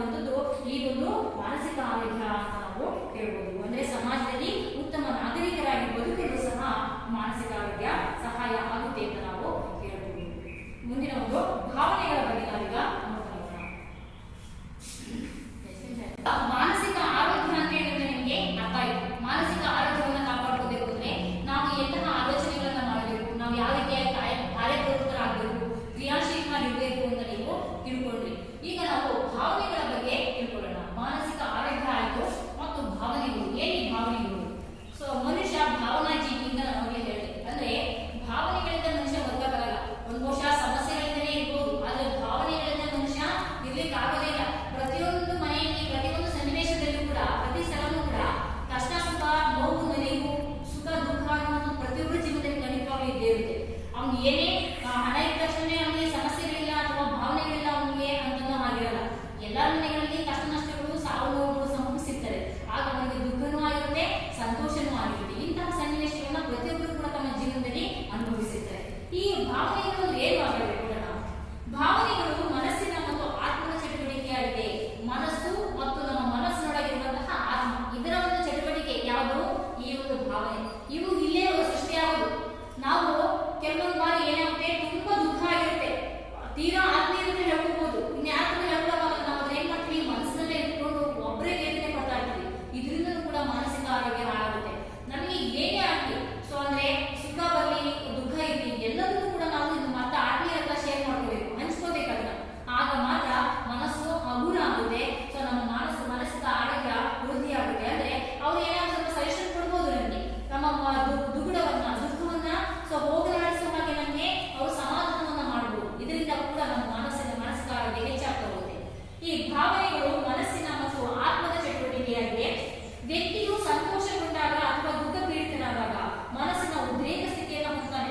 ಸಂತೋಷಗೊಂಡಾಗ ಕೂಡ ಮನಸ್ಸು ತುಂಬಾ ಉಲ್ಲಾಸವಾಗಿರುತ್ತೆ, ದುಃಖ ಆದಾಗ ಕೂಡ ತುಂಬಾ ಅವನು ಹಿಂಸೆ ಪಡ್ತಾ ಇರ್ತಾನೆ. ಅಂದ್ರೆ ಅದು ಆ ದುಃಖವನ್ನು ಸಹಿಸಲಾರದೆ ಕಷ್ಟಪಟ್ಟಿರ್ತಾರೆ. ಈ ರೀತಿಯ ಮನಸ್ಸಿನ ಉದ್ರೇಕ ಸ್ಥಿತಿ ಅಂತ ಹೇಳ್ತಾರೆ, ತುಂಬಾ ಮನಸ್ಸಿನ ಮೇಲ್ಪಟ್ಟಕ್ಕೆ ಹೋಗಿರ್ತಾನೆ ಅವನು. ಅತಿ ಸಂತೋಷವಾದಾಗಲೂ ಕೂಡ ದುಃಖ ಪೀಡಿತನಾದಾಗ ಮನಸ್ಸಿನ ಉದ್ರೇಕ ಸ್ಥಿತಿಯನ್ನು ಹೊಂದಾನೆ ಅವನು. ಭಾವನೆಗಳು ವ್ಯಕ್ತಿಯ ಬದುಕಿನಲ್ಲಿ ಪ್ರಮುಖ ಪಾತ್ರ ವಹಿಸುತ್ತವೆ. ವ್ಯಕ್ತಿಯ ಬದುಕಿನಲ್ಲಿ ಪ್ರಮುಖ ಪಾತ್ರ ವಹಿಸುವಂತವುಗಳು ನಮ್ಮ ಭಾವನೆಗಳು. ಭಾವನೆ ರಹಿತ ಬದುಕು ನಿಸ್ತೇಜವಾಗಿರುತ್ತದೆ. ಯಾರು ಕೂಡ ಹೇಳಿದೆ ನಾನು, ಭಾವನೆ ಇಲ್ಲದಿರೋ ವ್ಯಕ್ತಿ ಯಾರು ಇರಲ್ಲ. ಯಾಕಪ್ಪ ಅಂತಂದ್ರೆ ಪ್ರತಿಯೊಬ್ಬರು ಕೂಡ ಆತರ ಯಾರು ವ್ಯಕ್ತಿ ಇದ್ದಾರೆ, ನಾವು ಹುಚ್ಚನಾಗಿರ್ಬೇಕು, ಅವನಿಗೆ ಗೊತ್ತಿರಲ್ಲ. ಅವನಿಗೆ ಸುಖ ಏನೋ ಖುಷಿ ಆಗುವಂತಹ ಒಂದು ಸಂಭ್ರಮ ನಡೀತಾ ಇದೆ, ಅಥವಾ ಒಂದು ಫಂಕ್ಷನ್ ನಡೀತಿದೆ, ಖುಷಿ ಪಡುವಂತಹ ಫಂಕ್ಷನ್ ಇರೋದು ಅವನಿಗೆ ಗೊತ್ತಿರಲ್ಲ. ಯಾಕಪ್ಪ ಅಂದ್ರೆ ಅವನಿಗೆ ಸೊ ಏನೋ ಮೆದುಳು ತಿರುಗಾಗಿ ಕೆಲಸ ಮಾಡ್ತಿರಲ್ಲ, ಅವನಿಗೆ ಅಜ್ಞಾನನಾಗಿರ್ತಾನೆ. ದುಃಖವನ್ನ ಮಾಡ್ತಾನೆ, ನಗ್ತಾನೆ, ಸುಖ ಯಾವ್ದಾದ್ರು ಇದ್ದಾಗ ಅಳಬಹುದು. ಈ ರೀತಿಯಾದಂತಹ ಒಂದು ಅಜ್ಞಾನ ಸ್ಟೇಜ್ ಇದ್ದಾಗ ಮಾತ್ರ ನಿಸ್ತೇಜರು ಅಂತ ಹೇಳ್ತೀವಿ. ಇನ್ನು ನಾರ್ಮಲ್ ವ್ಯಕ್ತಿ ಯಾರು ಕೂಡ ಭಾವನೆಗಳಿಗೆ ಸ್ಪಂದಿಸದೇ ಇರೋ ಸಾಧ್ಯತೆ ಇಲ್ಲ. ಸೊ ಈ ಭಾವನೆ ರಹಿತ ಬದುಕು ನಿಸ್ತೇಜವಾಗಿರುತ್ತದೆ. ಇವುಗಳು ಸಕಾರಾತ್ಮಕ ಅಥವಾ ನಕಾರಾತ್ಮಕ ಭಾವನೆಗಳೆಂದು ಗುರುತಿಸಲ್ಪಡುತ್ತವೆ. ಭಾವನೆಗಳನ್ನ ಎರಡು ವಿಧಗಳಾಗಿ ವಿಂಗಡಿಸ್ತೀವಿ. ಒಂದು ಸಕಾರಾತ್ಮಕ ಭಾವನೆಗಳು, ಮತ್ತೊಂದು ನಕಾರಾತ್ಮಕ ಭಾವನೆಗಳು. ಈ ಭಾವನೆಗಳಲ್ಲಿ ಎರಡಿಲ್ಲ. ಏನು ಸಕಾರಾತ್ಮಕ ಅಂದ್ರೆ ಪಾಸಿಟಿವ್ ಥಾಟ್ಸ್, ಅಂದ್ರೆ ಒಳ್ಳೆಯ ಆಲೋಚನೆಗಳು ಅಂತ ಹೇಳ್ಬೋದು, ಹೌದಲ್ಲ, ಪಾಸಿಟಿವ್ ಥಿಂಕಿಂಗ್. ನಕಾರಾತ್ಮಕ ಅಂದ್ರೆ ನೆಗೆಟಿವ್ ಥಿಂಕಿಂಗ್, ಅಂದ್ರೆ ಅವೆಲ್ಲವೂ ಕೂಡ ನಕಾರಾತ್ಮಕವಾಗಿ ತಗೊಳ್ತಾ ಹೋಗುದು. ಅವುಗಳನ್ನು ಏನು ನೋಡ್ಬೋದು? ಮೊದಲನೇದಾಗಿ ಸಕಾರಾತ್ಮಕ ಭಾವನೆಗಳು. ಸಕಾರಾತ್ಮಕ ಭಾವನೆಗಳನ್ನ ಸುಖದಾಯಕ ಭಾವನೆಗಳೆಂದು ಗುರುತಿಸಬಹುದಾಗಿದೆ. ಸುಖದಾಯಕ ಭಾವನೆಗಳು, ನಾವು ಯಾವಾಗಲೂ ಕೂಡ ಸಕಾರಾತ್ಮಕವಾಗಿ ಪ್ರತಿಯೊಂದು ಸನ್ನಿವೇಶವನ್ನ ತಗೊಂಡಿದ್ದೇ ಆದರೆ ಅವನು ಸುಖವಾಗಿರ್ತಾನೆ. ಅದಕ್ಕೋಸ್ಕರನೇ ಇದಕ್ಕೆ ಸುಖದಾಯಕ ಭಾವನೆಗಳು ಅಂತ ಕೂಡ ನಾವು ಕರ್ಕೋತೀವಿ. ಯಾವುದೇ ಸನ್ನಿವೇಶ ಬರಲಿ, ಜಟಿಲವಾದಂತಹ ಎಲ್ಲ ಸಮಸ್ಯೆ ಇರಲಿ, ಅದನ್ನು ನಾವು ಪಾಸಿಟಿವ್ ಆಗಿ ಕನ್ವರ್ಟ್ ಮಾಡ್ಕೋಬೇಕು, ಹೌದಲ್ವಾ? ಅವಾಗಲೇ ಹೇಳಿದೆ ನಾನು, ಪ್ರತಿಯೊಂದು ಸಮಸ್ಯೆಗೆ ಪರಿಹಾರ ಖಂಡಿತವಾಗ್ಲೂ ಇರುತ್ತೆ, ಸಮಾಧಾನ ಇರುವುದನ್ನ ಯೋಚಿಸಬೇಕಷ್ಟೇನೆ ಅಂತ. ಸೊ ಹೀಗೆ ಈ ಸಕಾರಾತ್ಮಕ ಭಾವನೆಯನ್ನ ಸುಖದಾಯಕ ಭಾವನೆಗಳು ಅಂತ ಕೂಡ ನಾವು ಕರಿತೀವಿ. ಯಾವ್ಯಾವಾಗತ್ತೆ? ಪ್ರೀತಿ, ಪ್ರೇಮ, ಸಂತೋಷ, ಪ್ರಶಂಸೆ, ಇವುಗಳೆಲ್ಲ ಸಕಾರಾತ್ಮಕ ಭಾವನೆಗಳು.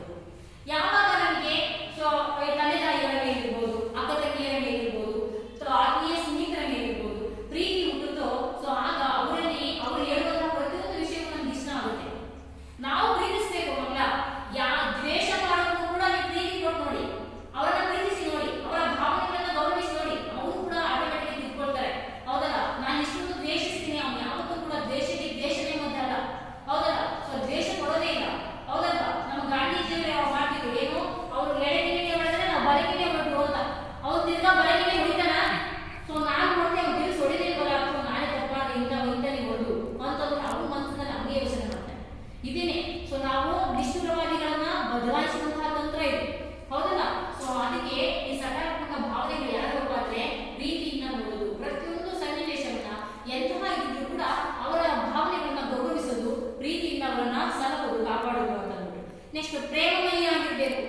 ಸಣ್ಣ ಸಣ್ಣ ವಿಚಾರಕ್ಕೂ ಕೋಪಿಸ್ಕೋಬಾರ್ದು. ನಾವು ತಾಳ್ಮೆಯಿಂದ ಅದನ್ನ ಸಹಿಸಿಕೊಳ್ಳುವಂತಹ ಶಕ್ತಿಯನ್ನು ನಾವು ಹೊಂದಬೇಕು. ಪ್ರೇಮಮಯ ಆಗಿರ್ಬೇಕು, ಪ್ರೇಮಮೂರ್ತಿ ಆಗಿರ್ಬೇಕು.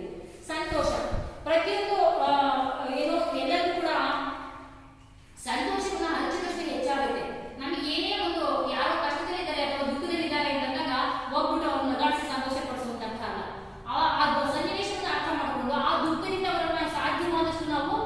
ಇರಬೇಕು.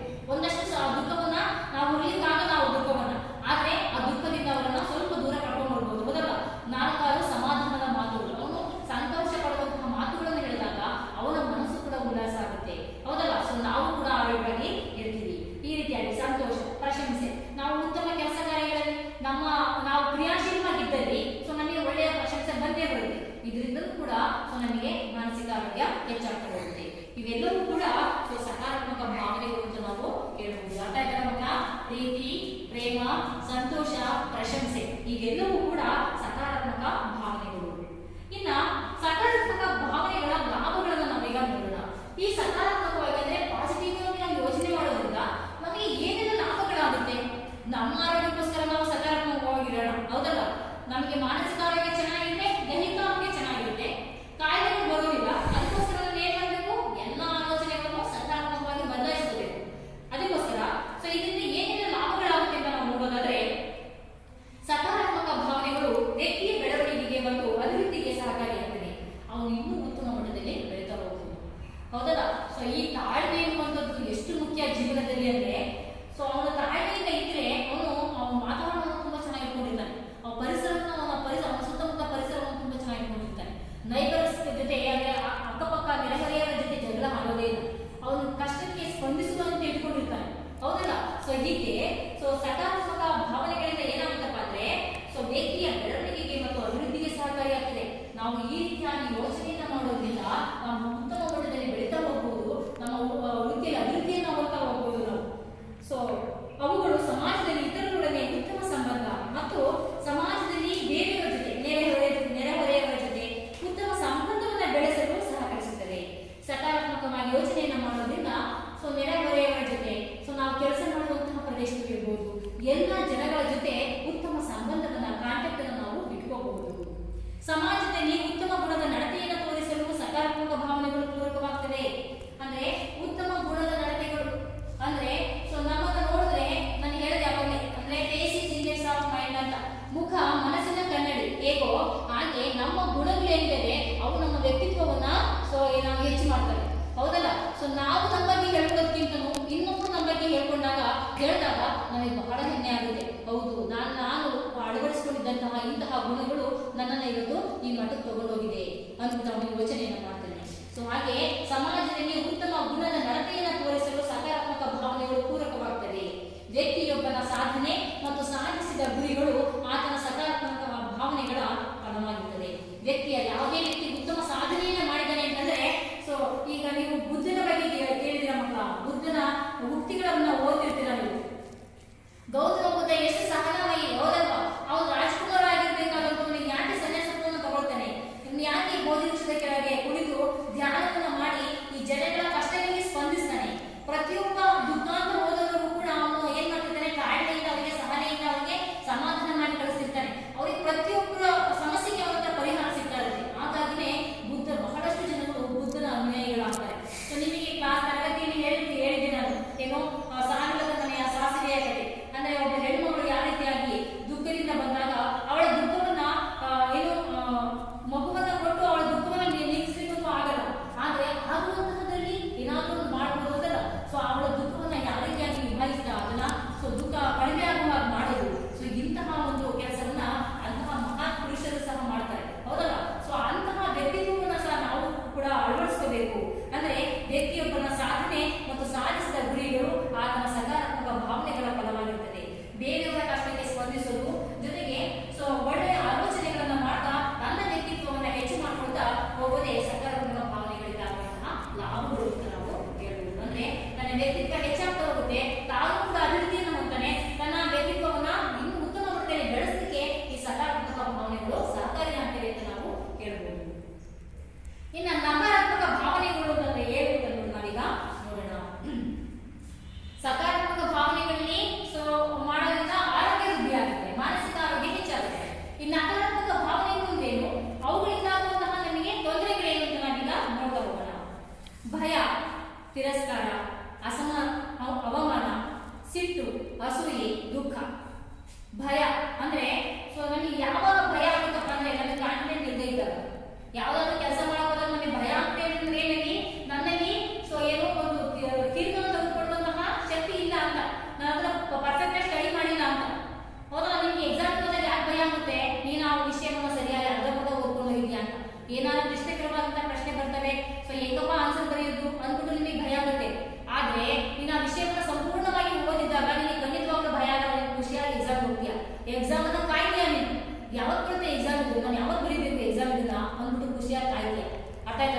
ನಮಗೆ ಭಯ ಅನ್ನುವಂಥದ್ದು ಎಂತಹ ಭಾವನೆ ಆಗಿದ್ರೆ ಈ ನಕಾರಾತ್ಮಕ ಭಾವನೆ. ಈ ಭಯವನ್ನು ಹೋಗಲಾಡಿಸಬೇಕು ಅಂದ್ರೆ ಏನ್ ಮಾಡ್ಬೇಕು ನಾವು? ಸ್ವಲ್ಪ ಪರ್ಫೆಕ್ಟ್ ಆಗ್ಬೇಕು. ನಾವು ಹೆಚ್ಚು ಸಮಯವನ್ನು ತಗೊಂಡು ಆ ವಿಷಯದಲ್ಲಿ ನಮಗೆ ಯಾವ ವಿಷಯದಲ್ಲಿ ಭಯ ಆಗ್ತಿದೆ ಆ ವಿಷಯವನ್ನು ನಾವು ಪರಿಪೂರ್ಣವಾಗಿ ಅರ್ಥ ಮಾಡ್ಕೋಬೇಕು. ಆಗ ನಮಗೆ ಭಯ ಅನ್ನುವಂಥದ್ದು ಹೊರಟೋಗುತ್ತೆ. ಈ ಭಯ ತಿರಸ್ಕಾರ ಅಂದ್ರೆ ನಮಗೆ ಯಾವುದೇ ಒಂದು ಕೆಲಸವನ್ನ ಮಾಡೋದಕ್ಕೆ ಮುಂಚೆ ನಾವೇನ್ ಮಾಡ್ತೀವಿ ಅಂತ ಹೇಳಿ ಆಗಲ್ಲ, ಅದನ್ನ ತಿರಸ್ಕಾರದಿಂದ ನೋಡ್ತೀವಿ. ಹೌದಲ್ಲ? ನಾನು ಸಾಧ್ಯವಾದ ನಾನು ಮಾಡ್ಬೋದಾಗಿರುತ್ತೆ, ಆದ್ರೂ ನಾನು ಯಾಕೆ ಒಪ್ಕೊಳ್ಳೋಣ ಫಸ್ಟೇನೆ ಬೇಡ ಅಂತ ಆಗಲ್ಲ, ನಾನು ಬರಲ್ಲ, ನಾನು ಮಾಡಲ್ಲ, ಈ ತರ ನೆಗೆಟಿವ್ ಯೋಚನೆಯನ್ನ ಮಾಡೋದು, ತಿರಸ್ಕಾರ ಮನೋಭಾವನೆ ಬೆಳೆಸೋದು, ಇದು ಕೂಡ ನಕಾರಾತ್ಮಕ ಭಾವನೆ. ತಿರಸ್ಕಾರ, ಅವಮಾನ. ಹೌದಲ್ಲ? ಈ ತಿರಸ್ಕಾರ ಮನೋಭಾವ ಇದ್ದಂತೂ ಅವಮಾನ ಮಾಡಿಸ್ಕೊಂತಾನೆ ಇರ್ತಾರೆ. ಮೇಲಧಿಕಾರಿಗಳಿಂದ ಇರ್ಬೋದು ಅಥವಾ ಯಾರು ದೊಡ್ಡವರಿಂದ ಇರ್ಬೋದು, ಅವಮಾನ ಒಳಗಾಗ್ತಾನೆ ಇರ್ತಾರೆ. ಇದರಿಂದ ಕೂಡ ಮಾನಸಿಕ ಅಸಮತೋಲನ ಉಂಟಾಗ್ತಾ ಹೋಗುತ್ತೆ. ಹೌದಲ್ಲ? ಸೊ ಈ ನಕಾರಾತ್ಮಕ ಭಾವನೆಗಳನ್ನ ಏನು ಹೊಂದ್ತಾ ಹೋಗ್ತೀವಿ, ಇದರಿಂದ ಮಾನಸಿಕ ಆರೋಗ್ಯ ಹಾಳಾಗುತ್ತೆ. ಸೊ ಈ ಅವಮಾನವನ್ನ ಅನುಭವಿಸೋದು. ಸೊ ನೆಕ್ಸ್ಟ್ ಸಿಟ್ಟು ಮಾಡ್ಕೊಳ್ಳೋದು. ನನ್ನ ಮಗಲೇ ಹೇಳಿದೆ, ತಾಳ್ಮೆ ಬಹಳ ಮುಖ್ಯ. ಸಿಟ್ಟು, ಮಾತಿನ ಮುಂಚೆ ಸಿಟ್ಟು ಮಾಡೋದು. ಕೋಪದಲ್ಲಿ ಬುದ್ಧಿ ಲದ್ದಿಯನ್ನ ತೆಗುತ್ತಂತೆ. ಅಂದ್ರೆ ಕೋಪದಲ್ಲಿ ನಾವು ಯೋಚನೆ ಮಾಡುವಂತ ತಾಳ್ಮೆ ಕೆಪಾಸಿಟಿ ಕಳ್ಕೊಂಡ್ಬಿಡ್ತೀವಿ. ಸೊ ಕೋಪದಲ್ಲಿ ಯಾವುದೇ ನಿರ್ಧಾರವನ್ನು ತಗೋಬಾರ್ದಂತೆ ನಾವು. ಅದಕ್ಕೋಸ್ಕರ ಈ ಸಿಟ್ಟು ಅನ್ನುವಂಥದ್ದು ಮನುಷ್ಯನನ್ನ ಅರ್ಧ ಹಾಳು ಮಾಡ್ತದೆ, ಈ ಸಿಟ್ಟು. ಸೊ ನೆಕ್ಸ್ಟ್ ಅಸೂಯೆ, ಇನ್ನೊಬ್ಬರ ಹೇಳಿಕೆನ ಬಂದು ಅಸೂಯೆ ಪಡೋದು, ಹೊಟ್ಟೆ ಕಿಚ್ಚು ಮಾಡ್ಕೊಳ್ಳೋದು. ಸೊ ನಾವು ಆ ವ್ಯಕ್ತಿ ಆ ಥರ ಬೆಳಿಬೇಕು ಅಂತ ಆಸೆ ಪಡೋದು ಬೇರೆ, ಆದ್ರೆ ಆ ವ್ಯಕ್ತಿ ಬೆಳೆದ ಕಾಲ ಹಿಡಿಬೇಕು ಅಂದ್ರೆ ಅರ್ಥ ಅವನು ಹೆಂಗ್ ಬೆಳಿತಾನೆ ನೋಡೋನು. ಸೊ ನಾವು ಬೆಳಿತಾ ಇದ್ದಾನ ತಡಿ ಅವ್ರಿಗೆ ಏನಾದ್ರು ಮಾಡೋಣ, ತೊಂದರೆ ಮಾಡೋಣ, ಇದು ನಕಾರಾತ್ಮಕ ಭಾವನೆ.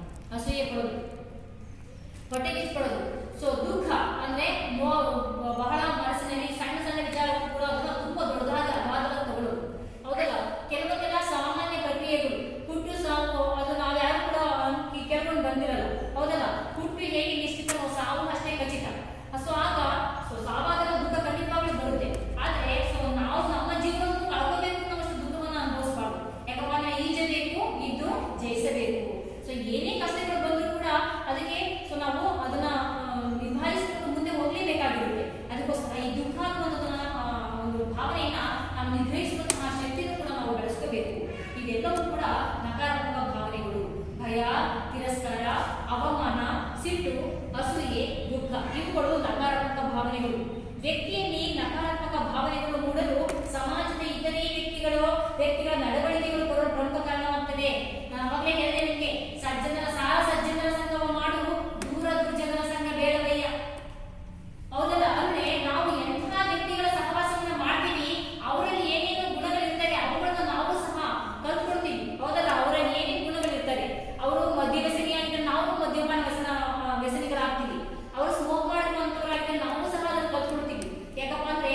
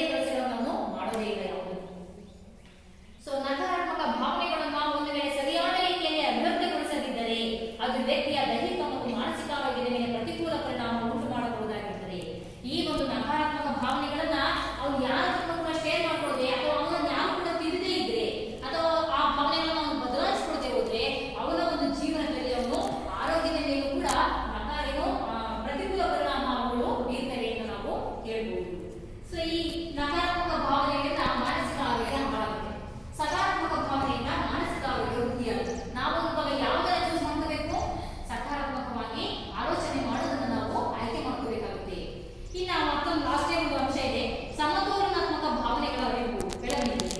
ಅಂದ್ರೆ ಈ ಸಕಾರಾತ್ಮಕ ಮತ್ತು ನಕಾರಾತ್ಮಕ ಎರಡೂ ಸಮತೋಲನವಾಗಿ ಹೇಗಿರಬೇಕು ಅನ್ನೋದನ್ನ ನಾವು ಮುಂದಿನ ಹಂತದಲ್ಲಿ ನೋಡ್ತಾ ಹೋಗೋಣ. ಜನರು ಎಲ್ಲಾ ರೀತಿಯ ಭಾವನೆಗಳನ್ನು ಸಂದರ್ಭಕ್ಕೆ ತಕ್ಕಂತೆ ಅಭಿವ್ಯಕ್ತಗೊಳಿಸುತ್ತಾರೆ.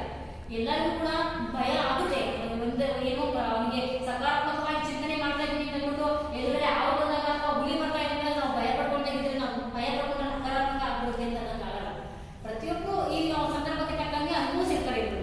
ಎಲ್ಲಾ ಜನರು ಕೂಡ ಈ ಭಾವನೆಗಳನ್ನು ಸಂದರ್ಭಕ್ಕೆ ತಕ್ಕಂತೆ ಅಭಿವೃದ್ಧಿಗೊಳಿಸ್ತಾರೆ. ಭಾವನೆಗಳನ್ನ ಒಳ್ಳೆಯ ಅಥವಾ ಕೆಟ್ಟ ಭಾವನೆ ಎಂದು ಏಕಮುಖವಾಗಿ ತೀರ್ಮಾನಿಸುವುದು ಉಪಯುಕ್ತವಲ್ಲ. ಆ ಸಂದರ್ಭಕ್ಕೆ ಸನ್ನಿವೇಶಕ್ಕೆ ತಕ್ಕಂತೆ ಆ ಭಾವನೆಗಳು ಬದಲಾಗ್ತಾ ಹೋಗ್ತವೆ, ಹೌದಲ್ಲ? ಸೊ ನೋಡಿ, ವ್ಯಕ್ತಿಯು ತನ್ನ ಜೀವಿತಾವಧಿಯಲ್ಲಿ ಸಕಾರಾತ್ಮಕ ಅಥವಾ ನಕಾರಾತ್ಮಕ ಭಾವನೆಗಳು ಎರಡನ್ನೂ ಕೂಡ ಅನುಭವಿಸಿರ್ತಾರೆ. ಪ್ರತಿಯೊಬ್ಬ ವ್ಯಕ್ತಿಯ ಜೀವನದಲ್ಲಿ ಸಕಾರಾತ್ಮಕ ಆಲೋಚನೆಗಳು ಮತ್ತು ನಕಾರಾತ್ಮಕ ಆಲೋಚನೆಗಳು ಎರಡೂ ಕೂಡ ಅವರು ಅನುಭವಿಸಿರ್ತಾರೆ. ಭಾವನೆಗಳನ್ನು ತಾನು ಅನುಭವಿಸಿದ ಹಾಗೆಯೇ ಅವುಗಳನ್ನು ಸ್ವೀಕರಿಸಬೇಕು. ಯಾವುದೇ ಭಾವನೆಗಳನ್ನು ಅದು ಇದ್ದಂತಹ ಸನ್ನಿವೇಶಕ್ಕೆ ತಕ್ಕನಾಗಿ ಸ್ವೀಕರಿಸಬೇಕು. ನಾಟಕ ಮಾಡಬಾರ್ದು ಅಂತ, ಹೌದಲ್ಲ? ಅವನಿಗೆ ಅವನ ಮೇಲೆ ಪ್ರೀತಿನೇ ಇರೋದಿಲ್ಲ, ಪ್ರೀತಿ ಇರೋದ್ರ ನಾಟಕ ಮಾಡೋದು, ಹೌದಲ್ಲ? ಅವನ ಬಗ್ಗೆ ಕರುಣೆ ಇರೋದಿಲ್ಲ, ಕನ್ಸರ್ನ್ ಇರೋದಿಲ್ಲ, ಆದ್ರೂ ಕೂಡ ಏನೋ ಕರುಣೆ ಇದೆ ಅವರಿಂದ ನನ್ನ ಮೇಲೆ ಬಹಳ ಕನ್ಸರ್ನ್ ಇದೆ ಅಂತ ನಾಟಕ ಮಾಡೋದು. ಈ ತರ ಇರಬಾರ್ದು. ಸನ್ನಿವೇಶವನ್ನು ಹಾಗೆ ಸ್ವೀಕರಿಸಬೇಕು, ಯಾವತ್ತೂ ಕೂಡ ಮುಖವಾಡವನ್ನು ಹಾಕಬಾರ್ದು ಅಂತ. ಸ್ವೀಕರಿಸಿದ ನಂತರ ಅವುಗಳನ್ನು ಸರಿಯಾದ ರೀತಿಯಲ್ಲಿ ಅಭಿವ್ಯಕ್ತಗೊಳಿಸಬೇಕು. ನಕಾರಾತ್ಮಕ ಭಾವನೆಗಳನ್ನ ಅನುಭವಿಸುವುದು ಸಹಜ, ಸೊ ಅವುಗಳನ್ನು ತಡೆಯುವುದು ಕಷ್ಟಕರ, ಆದರೆ ಅವುಗಳನ್ನು ಸಮರ್ಪಕವಾದ ರೀತಿಯಲ್ಲಿ ಅಭಿವ್ಯಕ್ತಗೊಳಿಸಬೇಕು. ಸೊ ಪ್ರತಿಯೊಬ್ಬರ ಜೀವನದಲ್ಲಿ ಸಕಾರಾತ್ಮಕ ಮತ್ತು ನಕಾರಾತ್ಮಕ ಭಾವನೆಗಳು ಇರ್ತದೆ. ಸೊ ಇದ್ರೂ ಕೂಡ ಯಾವುದೇ ನಕಾರಾತ್ಮಕ ಭಾವನೆಗಳು ಆ ಸಂದರ್ಭಕ್ಕೆ ತಕ್ಕನಾಗೆ ಅವುಗಳನ್ನು ನಾವು ಸಕಾರಾತ್ಮಕವಾಗಿ ಬದಲಾವಣೆಯನ್ನು ಮಾಡ್ಕೊಳ್ಳೋಕೆ ಪ್ರಯತ್ನ ಮಾಡಬೇಕು. ಆ ಬದಲಾವಣೆಯನ್ನು ಮಾಡಿಕೊಂಡು ಸಕಾರಾತ್ಮಕವಾಗಿ ಚಿಂತನೆಯನ್ನ ಮಾಡ್ತಾ ಸೊ ಮಾನಸಿಕ ಆರೋಗ್ಯವನ್ನು ಹೆಚ್ಚು ಮಾಡ್ಕೊಳ್ಬೇಕು ಅಂತ ನಾವು ಹೇಳ್ಬೋದು. ಅರ್ಥ ಆಯ್ತಲ್ಲ ಮಕ್ಕಳ? ಸೊ ಈ ಒಂದು ಅಧ್ಯಾಯ ಬಹಳ ಮುಖ್ಯವಾಗಿರುವಂತದ್ದು ನಿಮಗೆ. ಸೊ ಒಂದು ನೀತಿ ಪಾಠ ಅಂತ ಸಹ ನಾವು ಹೇಳ್ಬೋದು. ಯಾಕಪ್ಪ ಅಂತಂದ್ರೆ ಸೊ ನಮಗೆ ಸಿಟ್ಟು, ಕೋಪ, ಸೊ ವ್ಯವಧಾನ ಇಲ್ಲದೆ ಇರೋದು, ಒತ್ತಡ, ಇವೆಲ್ಲ ನಮಗೆ ಎಂತಹ ಕಾಯಿಲೆಗಳನ್ನ ಸೃಷ್ಟಿ ಮಾಡ್ತವೆ ಅಂತ ಅಂದ್ಬಿಟ್ಟು ಕೇಳಿದ್ರೆ ನಮಗೆ ಭಯ ಆಗುತ್ತೆ. ಅದಕ್ಕೋಸ್ಕರ ಸೊ ಎಂತಹ ಸನ್ನಿವೇಶಗಳಿದ್ರೂ ಕೂಡ ನಾವು ಅದನ್ನ ಪಾಸಿಟಿವ್ ಆಗಿ ತಗೊಳ್ಳೋಣ. ಸೊ ಮುಂದೆ ಜೀವನದಲ್ಲಿ ನಾವನ್ನ ಒಳ್ಳೆಯ ಚಿಂತನೆಗಳನ್ನ, ಒಳ್ಳೆಯ ಆಲೋಚನೆಗಳನ್ನ ಸೊ ಮತ್ತು ನಮ್ಮನ್ನ ನಾವು ಕ್ರಿಯಾಶೀಲವಾಗಿ ತೊಡಗಿಸಿಕೊಂಡು ಉತ್ತಮ ಮಾನಸಿಕ ಆರೋಗ್ಯವನ್ನು ಹೊಂದೋಣ. ಸೊ ಈ ರೀತಿಯಾಗಿ ಉತ್ತಮ ಮಾನಸಿಕ ಆರೋಗ್ಯವನ್ನು ಹೊಂದೋದ್ರಿಂದ ನಮಗೆ ಮುಂದೆ ಬರುವಂತಹ ದೈಹಿಕ ಸಮಸ್ಯೆಗಳಿಂದ, ಕಾಯಿಲೆಗಳಿಂದ ನಾವು ಮುಕ್ತಿಯನ್ನ ಪಡೆಯೋಣ ಅಂತ ಹೇಳ್ತಾ ಈ ಒಂದು ಪಾಠ ಅರ್ಥ ಆಗಿದೆ ಅಂತ ನಾನು ಭಾವಿಸಿದ್ದೀನಿ. ಮತ್ತೊಮ್ಮೆ ನೀವು ಟೆಕ್ಸ್ಟ್ ಬುಕ್ ಅಲ್ಲಿ ಆ ಲೆಸನ್ ಇದೆ ಓದ್ಕೊಳ್ಳಿ. ಸೊ ಮುಂದಿನ ಒಂದು ತರಗತಿಯಲ್ಲಿ ಮುಂದಿನ ಒಂದು ಅಧ್ಯಾಯದ ಬಗ್ಗೆ ಚರ್ಚೆ ಮಾಡೋಣ. ಧನ್ಯವಾದಗಳು.